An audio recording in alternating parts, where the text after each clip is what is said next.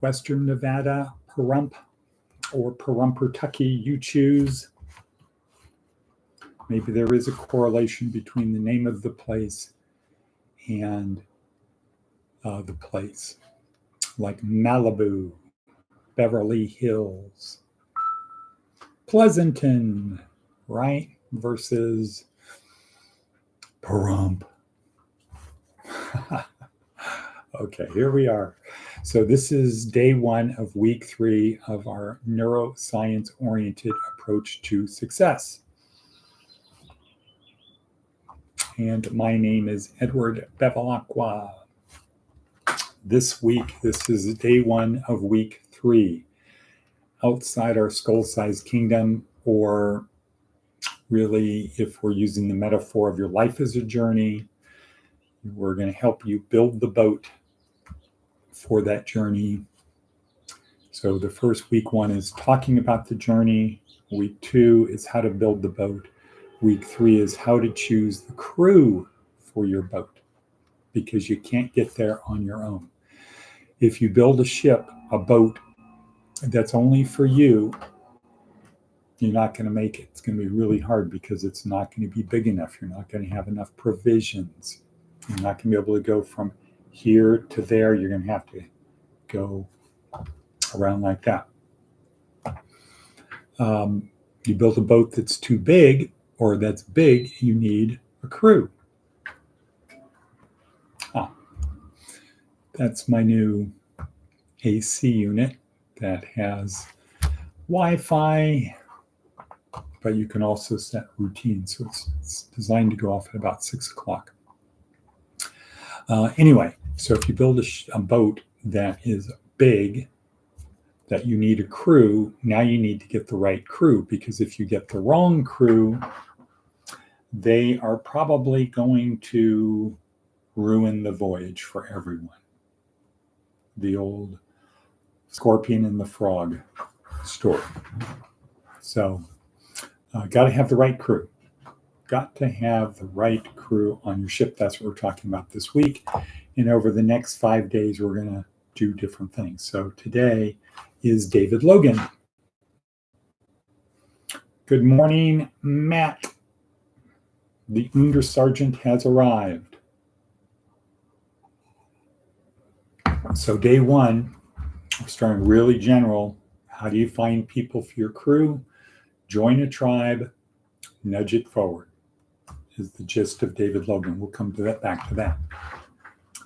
Tomorrow, we learn about how do you nudge them forward through Seth Godin. Seth Godin tells us how to nudge your tribe forward, or how to nudge people forward. Day 3 is Simon Sinek talking about further talking about how to nudge people forward. So Seth Godin says you want to nudge people forward. First, you got to find something to change, because if you don't have anything to change, there's no way to nudge them forward. Number 1. 2, tell a compelling story. Seth Godin says, first thing, find something to change, then tell a compelling story. 3, connect the true believers and ignore the non-true believers. Connect the true believers, ignore the other ones, and then lead them. That's it. So day 3 with Simon Sinek, we're focused on step number 2, telling a compelling story. How do you tell a compelling story? So Seth Godin tells us how to tell a compelling story. Day 4 is David Phillips talking about the magical science of storytelling, which is what we call the story before the story. It's about getting people's the neurotransmitters firing, bonding. Let's just say it's about bonding. Day 4, how to tell stories to bond with people. So then when you want to tell them the compelling story, they're more inclined to do so because you've bonded. And then day 5 is Derek Sivers giving a demonstration of how this whole thing comes together. How to pull it together in a 3-minute little video, a video And then days 6 and 7, we have examples from Jerry Maguire. So really important that you have a crew, the right crew on your ship. Why?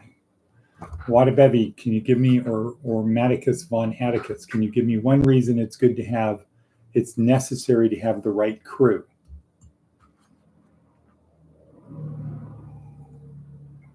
Why do you need to have the right crew? Support and community. Okay, but let's take it to the ship level. Grow together. You're on a ship. What if you don't have the right crew? More fun. Yeah, could be.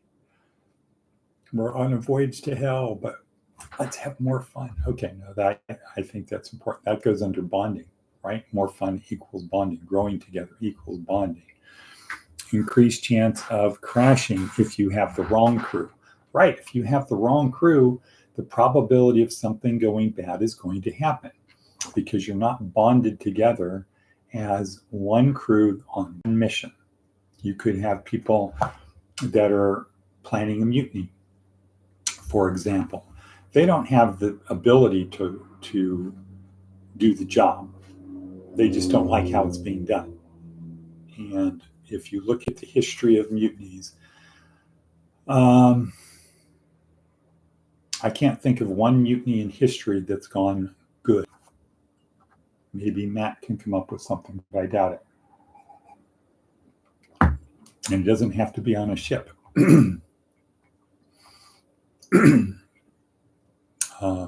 Nancy Kane next week will be talking about Lincoln and Shackleton putting down mutinies. Lincoln's was a different sort of mutiny. It was from a within type of thing. Shackleton was mutiny from his crew, literally. Mutiny on the Bounty. Things don't go well for the people who mutiny because the mutiny occurs because they don't know as much as they think they know. And they don't have the skills to do it. Maybe there was a Star Trek episode. Or Hunt for Red October, some of those things where the crew mutiny, but those aren't real life. Those are just movies. So anyway, David Logan today talking about, okay, great. So you want to find a crew for your boat. Where do you find a crew? Well, join a tribe, nudge it forward. So one of the things we want our people to do is go to church. Why? Well, the second most important reason is because you get around a bunch of people who are moving in a good direction and are willing to help you move in that direction too. The ultimate reason is because spiritually minded. Now, the ultimate reason is if we believe that Jesus is who he said he is, and we do what God said in 3:16, believe in what he tells you, and if we follow his commandments, then we are going to be okay. That's the ultimate reason we go. But the pragmatic reason we go is to get around a tribe of people that has like interests that are helping us move closer on our journey. And by that, I mean spiritual journey. So join tribe, nudge forward. Boom, that's it. All you have to do, join a tribe, nudge it forward. Okay, let's look at our worksheet unless somebody has anything else they want to talk about. Worksheet, advice from an 80-year-old. Advice from an 80-year-old. Where is it? Down here. Sing in the shower. Right, righto. Here's an important thought from today. This is the Ink magazine, which is not in red letter. We've got a few red letter things today. Daily Stoic is red letter. Seth's blog is red letter. Darren Hardy's not red letter, but it's good. So, important thought for today. The most valuable indicator of future potential is not past performance. It's recent progress. And that's in bold. The people who exceed expectations tomorrow are the ones who improved the most yesterday. Getting better shows the drive and dexterity to learn. Growth is an accomplishment in itself. Okay? Mutiny is not getting better. Okay? Resorting to mutiny is an indication of not good. Okay? Taking the cheese, not good. Fear, I have to go along because I'm afraid, not good. That's not progress. That's backsliding. That's going to get the wheels back to where you were, and you're going to be, the hole will be deeper and steeper because it will be seasoned with regret and guilt. So that's from Inc. magazine. Title of it is, very fine print, to hire perfect job candidate. Organizational psychologist Adam Grant says these two words matter most. But what matter most are recent progress. What you do, what you recently did. Okay? So we've got that red letter. Daily Stoic, another red letter thing. Don't remember what it was, but it was like, yes. Oh, the most important thing from Marcus Aurelius. Yeah, Marcus Aurelius talking about the most important thing. Let's look at Seth Godin, and then we'll wrap it up. Seth Godin is also in red letter. It's very short. Not your best ever. Not your best ever. It's very short, so it's only 3 lines. I'm going to read it, and then I'm going to deconstruct it. In order to have a best ever, hearing this is part of the deal. Each thing is not going to top everything that came before it. Progress is rarely smooth. Okay, so not your best ever. In order to have a best ever, hearing this is part of it. Okay, part of the deal. Part of the deal is it's not your best ever. So in order to have a best ever, you have to understand it's not always the best ever. Each thing is not going to top the thing that came before it. You're not always going to, oh, that was the best ever tomorrow. Oh, that was the best ever. Oh, that was the best ever. It's not going to work that way. Progress is rarely smooth. You're going to have something, boom, work your way back. Boom. The idea is that you're on this kind of a trend line, right? And you have a hiccup. You have to come back to where you were, but you come back higher than where you would have been but for the thing that caused the dip. So that's a good one from Seth Godin. People, Seth Godin, something good from the Shroud today. Jordan Peterson, it's just a good one. Today's a good worksheet. So let's go back, see what our people have to say. Spiritually minded, boats are resilient. Yes, boats are resilient, especially if you take care of them, right? Scrubbing off the barnacles, swabbing the deck. Yes, I decide.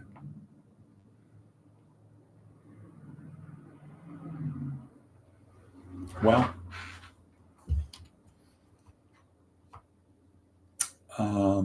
okay, Matt, so let's see. For some reason, is it a good reason? Is it a bad reason? Is it because you have a car?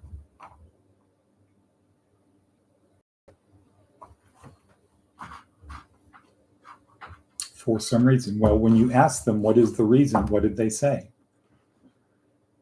This is kind of the one thing that separates people is the people who have asked the follow-up questions.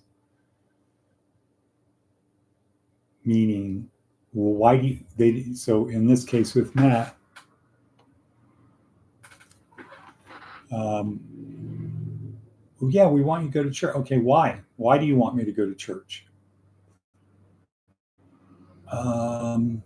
We want to help you save your soul. Okay. And then you got to decide whether you believe it. We've treated you badly in the past. We say bad things about you. We don't include you in the things we want to do. We're just following orders from Pastor Tony. And we were told on Saturday we need to bring more people to church. So it's easy for me to bring you because you're already here. I don't have to go out into the neighborhood and find a stranger. I just have to convince you to go. Then I can feel good, pat myself on the back that you're there. So I say, so here's my new thing with dealing with Matt. If you don't want Matt to do a thing, tell him to do it. Go ahead and do it. Go to church, Matt. Go to church. All I'm saying, I'm not saying don't go to Trinity. I am the one who's had everybody go to Trinity. I'm the one who is in favor of Trinity. I'm the one who does stuff to bring people to Trinity. I'm not saying anything about Trinity. I'm talking about people's motivations, and I'm talking about think about what's going to happen when you get there. Have kind of a forethought. Think it through. This is what successful people do. They don't jump into the middle of the frying pan and then wonder why they did it. Okay, so you want me to go to church. Am I going to sing? Am I going to participate when I have to go around and meet people? Am I going to introduce myself as saying I'm autistic and I like doing crazy things and watching porn and stuff like that? No, well, you wouldn't do that, Matt. You might say the autistic thing. I doubt you'd say the porn. Are you going to get up in the middle of the hour-and-a-half service and walk out the door and go vape outside and then start pacing back and forth and have people wonder whether you're about ready to go in and do a thing inside? You want that to happen again? Did somebody say, I'll walk outside with you? When you want to go outside, I'll go with you. We'll sit in the back. Did they say that? Or was it just, yeah, come on with us. Join our team. Join our team. Come with us. Be in our club, because if you're in our club, we don't have any reminders of the club we were in last week. So I think you should go, Matt. I've changed my opinion. Just go. Nothing bad's going to happen. just go to Trinity, jump in, and cool. Boom. All right. So anything else? OMG. That's why I listen to you. You have a much better social understanding than I do. Matt, we've been around for about almost 18 months. I know you and I care about you. Right? I think you could say that I actually am somebody who cares about you. I care about you when it's in my own worst interest, like going to jail, having to pay legal fees, not being able to go in and do Bible study anymore.